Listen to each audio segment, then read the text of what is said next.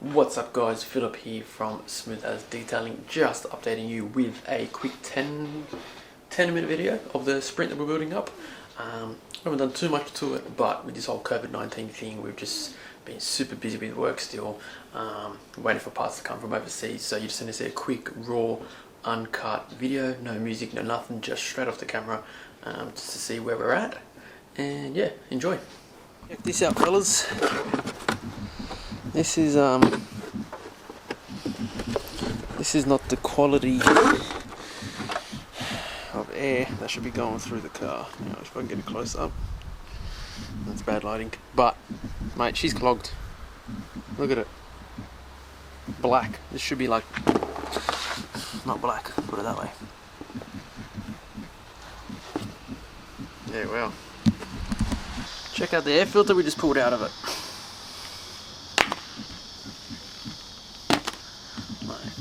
That's ridiculous. What is wrong with people? That is at least 5 kilowatts there. Crazy. If you've got a washable and reusable filter like this one, K&N for instance, grab some air filter cleaner, soak it in this stuff, let it sit, rinse it away and then let it dry.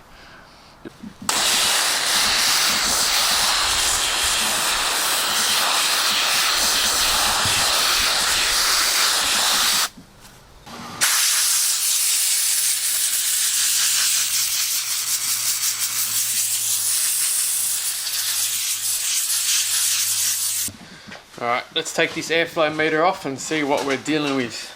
Not as dirty as mine used to be. It's dirty.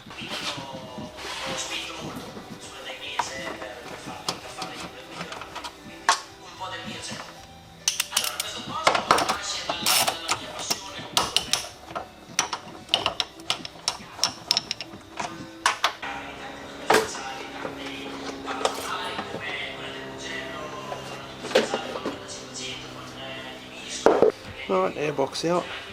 Gives us plenty of room to clean, get into all the nitty gritty, and also gives the airbox a good clean. It's a build up on the sides in there. Basically we want to be able to access as much as we can of this strut tower and area to clean and get it as good as we can. Check out this mate, look at that build up of just crap. Unbelievable.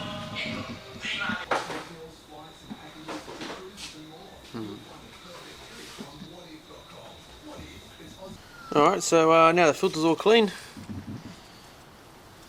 Air filter oil. And basically this will just trap any dirt from reaching inside.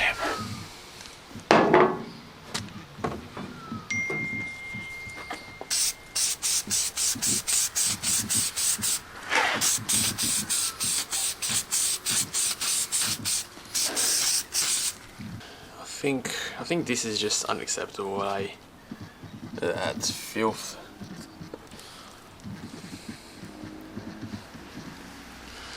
Alright, next video you'll see this will be spotless.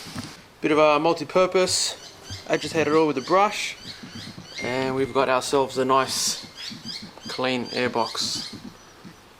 No more grime on it. Treat the plastic with a bit of rejuvenation, make it look nice and new again, and that'll look awesome in the engine bay. I just did a couple of test patches in the engine bay to clean up where the airbox was, as you probably would have seen in the prior videos. So heaps better. Tuck the wires away because they were all over the shop, but we've still got to get all in there and everywhere else. But this is a good indication of what it'll look like once it's all done. Brighten up the engine bay. This looks a million times better. Cleaned out the throttle body, slowly cleaning all the spark plug leads. As you can see here, that's what they look like. All crusty and dirty, and they're new, MSD, just a bit old. New but old. So that side's all cleaned. Still got to do all that side. Check the spark plugs, they're the wrong plugs. They're filthy, the gaps are wrong. So I've just ordered some genuine Motorcraft ones. It's actually surprisingly cheaper to get it from the States, so just a heads up for anyone that wants to get them.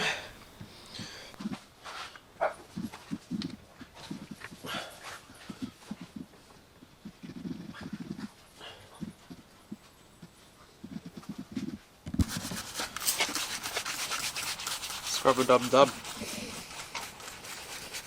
New prototype smooth as bore hairbrush. And trialing error.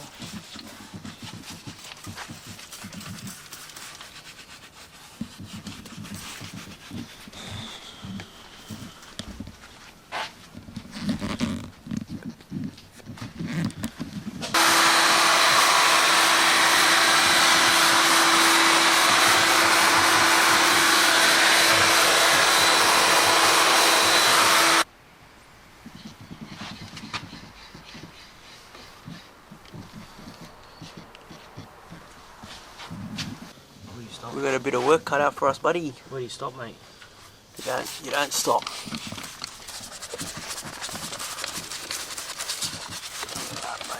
No one does that.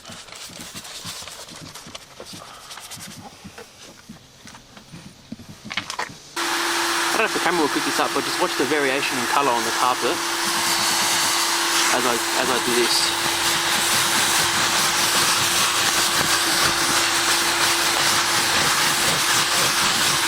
I'm gonna hear a bit of red, so let's down there for this thing, right?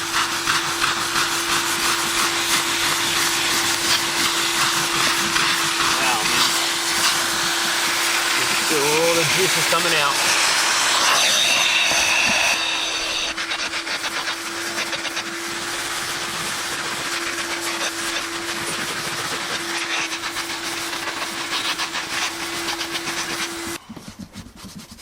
How's that for a before and after?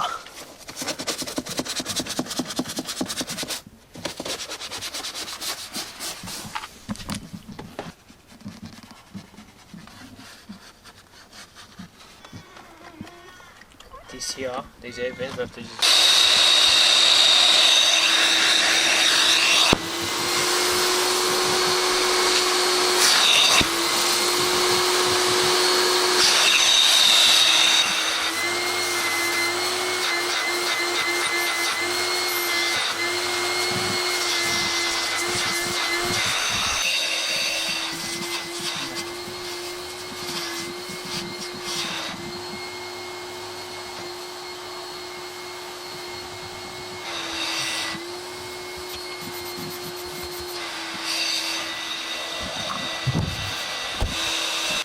Alright, look at the interior now.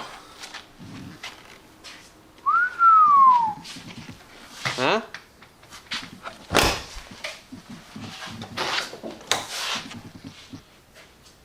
Spotless. This added at least $2 grand on the car, eh? More. You reckon? Yeah. At least. Look at it. Roof line's clean, even put a little LED light, just, you know, as you do.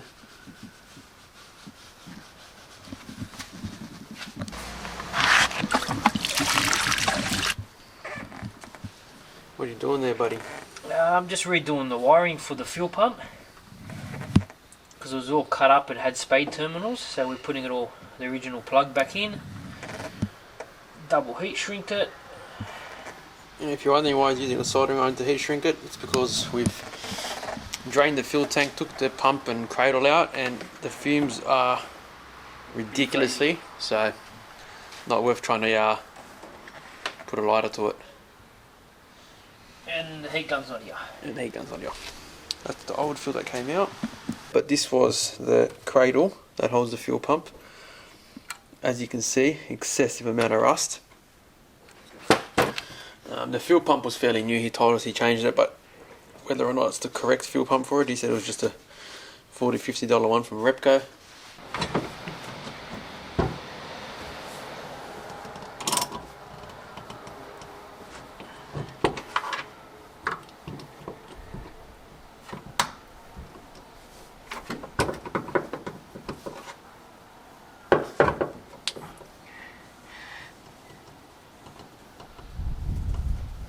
That won't leak, bro. You ready? Yeah, let's see how much rust there is. What? No rust. Hello, mate. There's just this one. Look, a little bit there. And what else? Oh, look, there's little spots. Nothing crazy. And a little dent. Oh, just look, there's a couple of little bubbles. Wow, that's heaps better than I thought, man. Wash it, but.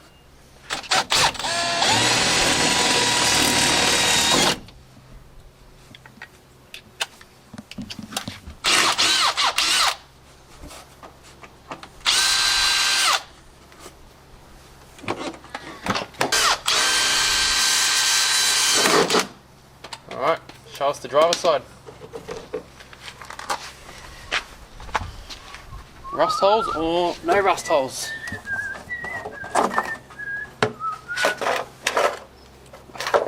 Fuck, that's been repaired. So, as you can see from that video, there was a couple of rust bubbles on the sill panels which we expected, but we were expecting holes. So, look, happy with it. We are going to respray it in the future, so it's no big deal. It's still passable for rego, it's still not going to cause any issues. You could still live with it for another 5-10 years like that, so no issues at all. So we're currently waiting for spark plugs to come. Put a new batch of fuel in it, because we've got the new fuel pump in it. We've cleaned the tank out, which we didn't film, sorry about that. And then after that, we may attend to the re-diff. It's got a slight oil leak. We may pull it out, freshen it up, might get better gear ratios, might put 3.7s in it. Just have to wait and see. So yeah, a few vacuum hoses have to be changed. As you see from the video, the interior came flawless, so the only thing to finish that off is the Sprint front seats, which is the leather bolsters, but that will come in time. And yeah, I think that leaves us to the end of the video for now, so hope you enjoyed it. Let us know what you reckon we should do to it. Okay, now almost forgot to add, we tracked down a few of the old owners just from random Facebook posts and searching number plates and just old messages that I found that I inquired about this car like 3 or 4 years ago. I didn't even realise. Anyway, so I found a text message from this bloke who his old man owned it, and I quote, this is what he wrote: "Hey mate, purchased it from the ghetto in Sydney. Came with no logbooks, came with no front seats, but standard XR8 seats were immaculate. Macca's burgers and fries smudged into the carpet with which my son changed. Interior was filthy from bogans. Had a big wank custom fiberglass rebar. Had some minor rust in a pillar and the boot lid. Had about X amount of kilometers when we purchased it. Body molds were painted with a red pinstripe but had white with a green stripe. Had an aftermarket rear spoiler. Car was sold with XR6 boot lid which had a lip spoiler attached to it." So, the ghetto part and the bogan part and the wanker part got me the most, but it matches up to what he said. So the big wing that he said on the rear boot lid is the factory spoiler kit that was fitted to it, which we got, and then we have the XR6 boot lid that's fitted to it with a little boot lip spoiler. So that's all fine, that matches up. The fiberglass rebar, don't know nothing about it, it's not on there anymore. It's all factory body now with no red pinstripes or green pinstripes or anything like that, as you've seen. So it's good to know. It's been within the Ford community, but hasn't been given the love that it needs and that we're going to give it. So yeah, just a bit of